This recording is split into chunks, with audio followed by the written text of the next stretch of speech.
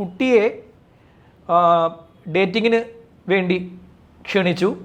അതുപോലെ തന്നെ അതുകൂടാതെ അമ്മയെ വരെ ക്ഷണിച്ചു.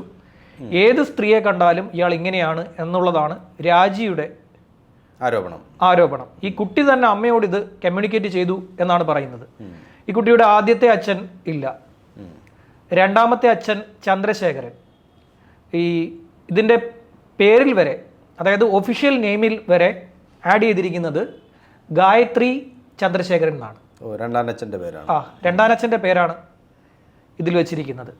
ഇതുകൂടാതെ ആദർശ് എന്ന് പറയുന്ന ഒരു കണ്ടെയ്നർ ലോറിയുടെ ഡ്രൈവർ, അതായത് വിദൂര യാത്ര പോകുന്ന ലോറിയുടെ ഡ്രൈവർ,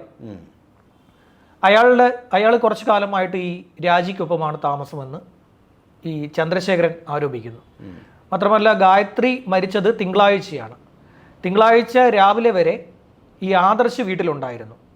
അതിനുശേഷം അമ്മ പുറത്തേക്ക് പോയി, ജോലിക്ക് പോയി. അമ്മ ജോലിക്ക് പോയപ്പോഴും ആദർശ് അവിടെ ഉണ്ടായിരുന്നു.